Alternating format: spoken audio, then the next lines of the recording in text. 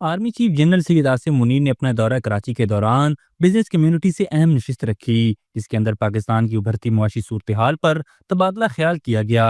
नाज़रीन, ख्याल रहे पाकिस्तान की मईशत जहाँ पिछले साल सफ़र कर रही थी उसमें और आज के मुआशी इशारियों में ज़मीन आसमान का फ़र्क है। जब गुज़श्ता साल मायूसी छाई हुई थी तो आज पाकिस्तान की मईशत पुरउम्मीद नज़र आ रही है, और ये सब army chief general Syed Asim Munir की बदौलत हुआ, जिससे आज पाकिस्तान की मईशत बेहतरीन सिमत पर गामजन है। नाज़रीन, army chief general Syed Asim Munir ने कराची में बिजनेस कम्युनिटी से खिताब करते हुए कहा कि मुझे पाकिस्तान के रोशन और मुस्तहकम मुस्तकबिल पर कामिल यकीन है, और एक साल पहले छाए हुए मायूसी के बादल आज छट चुके हैं। उन्होंने ये भी कहा कि मैंने गुज़िश्ता नशिस्त में भी कहा था कि मायूसी मुसलमान के लिए हराम है। आज पाकिस्तान की मईशत के तमाम इशारे मुस्बत हैं, अगले बरस तक इंशाअल्लाह मजीद बेहतर होंगे। बिजनेस कम्युनिटी से खिताब करते हुए उनका यह भी कहना था कि मायूसी फैलाने और डिफॉल्ट करने की बातें करने वाले लोग आज किधर हैं, क्या उनको जवाब दे नहीं ठहराना चाहिए। उन्होंने ये भी कहा कि कोई चीज़ बशमूल सियासत मुल्क से मुकद्दम नहीं, हम सबको ज़ाती मफाद पर पाकिस्तान को तरजीह देनी चाहिए।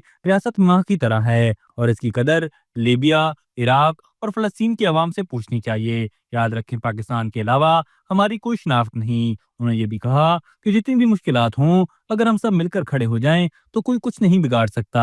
आप अपना पैसा लेकर पाकिस्तान आए, अवाम भी कमाए और मुल्क भी तरक्की करे। सिर्फ पाकिस्तानी ही पाकिस्तान को बेल आउट के जरिए मुआशी इस्तेहकाम ला सकते हैं। Army chief general Syed Asim Munir का यह भी कहना था कि दहशत गर्दी की पुष्ट पनाही गैर कानूनी कारोबार करने वाले लोग करते हैं, जिनके पीछे मखसूस अनासर होते हैं। पाकिस्तान की डिजिटल सरहदों की हिफाजत और अवाम की डिजिटल सिक्योरिटी रियासत की जिम्मेदारी है।